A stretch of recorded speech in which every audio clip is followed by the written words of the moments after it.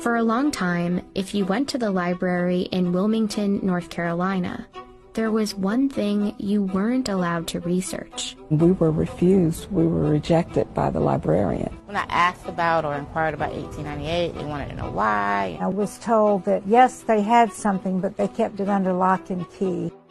The story of Wilmington in 1898 still isn't widely known.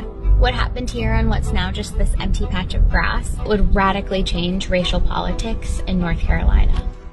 This is the story of an American election, but also of something we don't usually find in American history: the violent overthrow of a democratically elected government.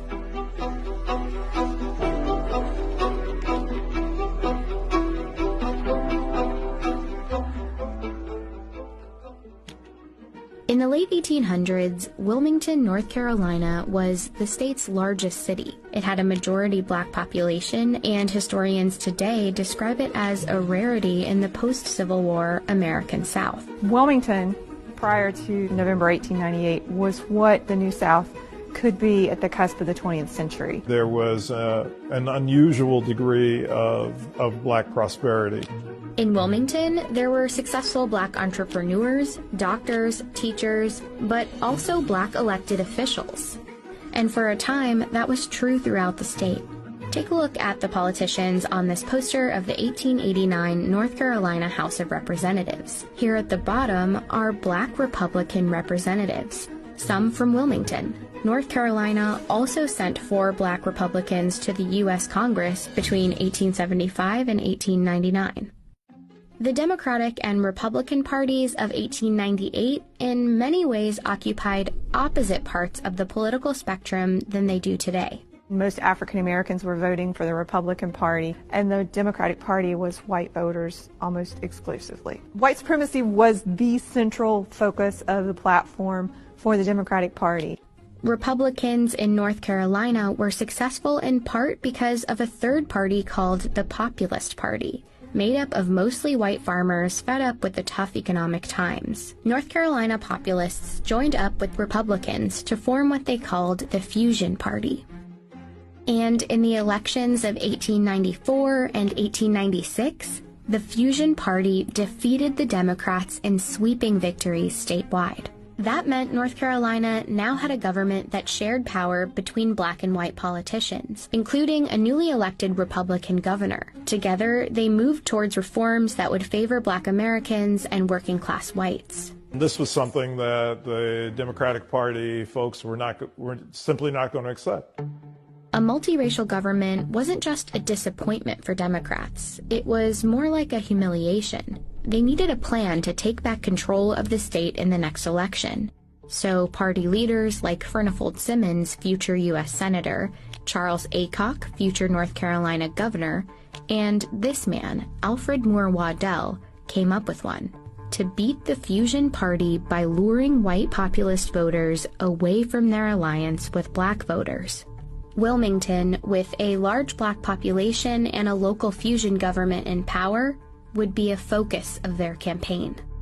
The State Democratic Party Handbook for 1898 laid out their goal: consolidate the white vote by stoking white anger and resentment. It said, "This is a white man's country, and white men must control and govern it." Their most effective tool was the media. One of North Carolina's biggest newspapers was a Democratic Party mouthpiece. It ran racist political cartoons throughout 1898. Not everybody was literate in 1898, but to see a political cartoon of the type that ran, you may not be able to read it, but you know exactly what it means. Many of the cartoons were centered on the threat of Negro rule, even though the fusion government was mostly white. They also played up another fear. Black men threatening white women became a theme. White men need to do all that they can to protect white womanhood. This was all part of North Carolina Democratic strategy, but it echoed the national racist rhetoric of the time. In one speech that Democrats printed in a Wilmington paper, a prominent Georgia writer named Rebecca Felton said, "If it takes lynching a black man a day to protect white womanhood, I say lynch." Her speech prompted a Wilmington black man named Alex Manly, owner of the black-run Daily Record newspaper, to respond with a column.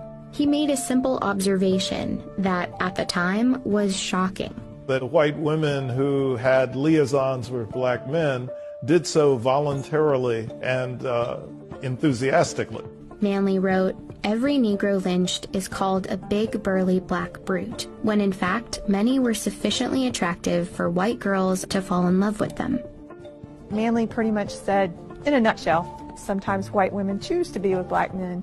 Manly's editorial became another tool for Democrats. Newspapers reprinted it, called it a horrid slander, and ran comments about it on a daily basis.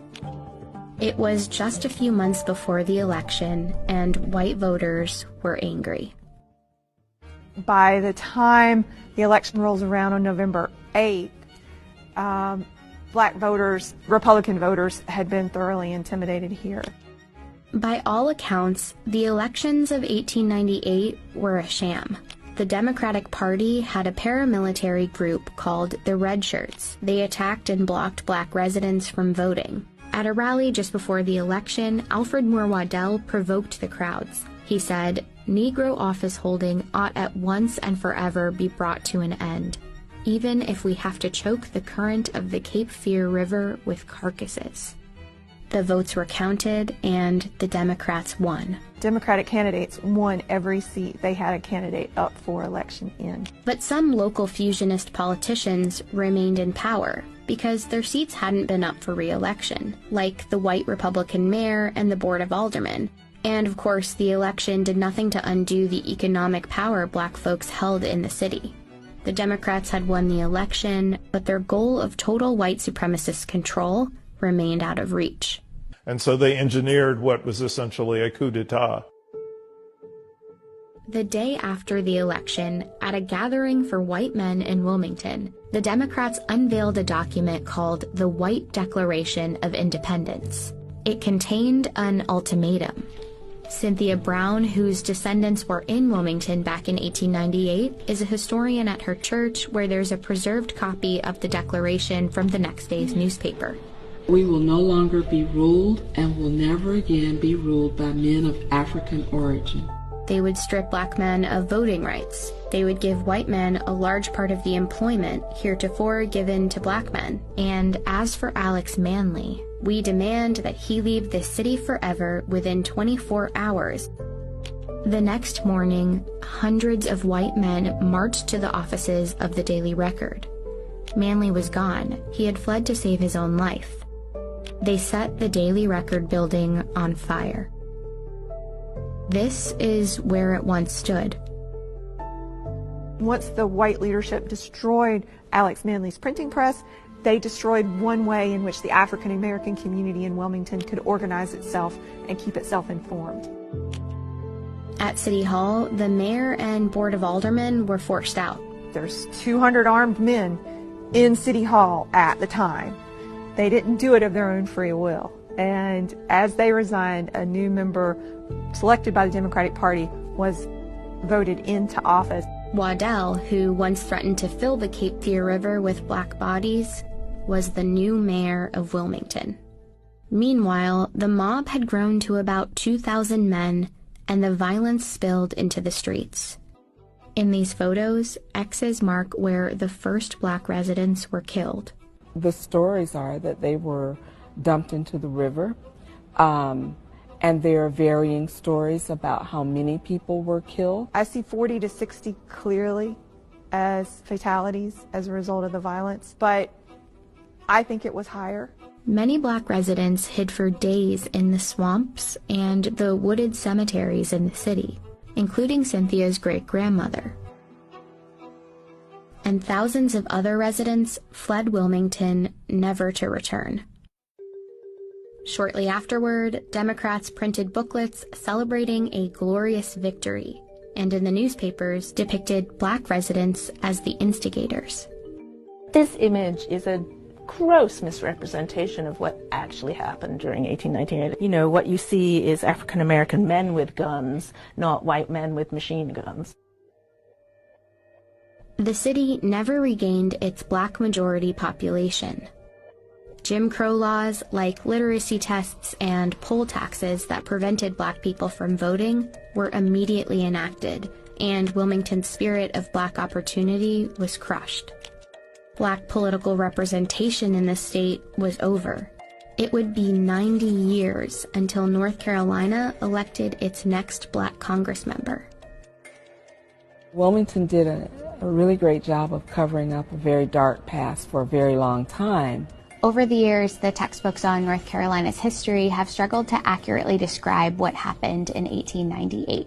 This one from 1933 says the situation was unfortunate for both races. And this one from 1978 doesn't have that much more detail. But they both praise Charles Aycock, a politician who helped perpetrate the riot. They say he had a keen mind and a kind heart, and that, in fact, he was one of the best friends that the colored people had in the state. It's a legacy that North Carolina has yet to fully undo. The names of the perpetrators are on Wilmington's school buildings and city parks. But the legacy is also bigger than those names. Turn on the news, and the state's long history of political suppression echoes. And we turn to a strict new voter ID law in North Carolina. Racial gerrymandering and a push for new voting maps. The court says the Republican-led legislature redrew congressional districts along racial lines, violating the Constitution. There's a tremendous amount of intimidation that is still felt by the black community. It doesn't have to be mass mayhem and violence in the streets. The strategy shifts towards designing state laws in such a way that you could exclude blacks from voter participation. The subliminal pursuit of continuing the white Declaration of Independence. And if you don't see it for what it really is, it can happen all over again.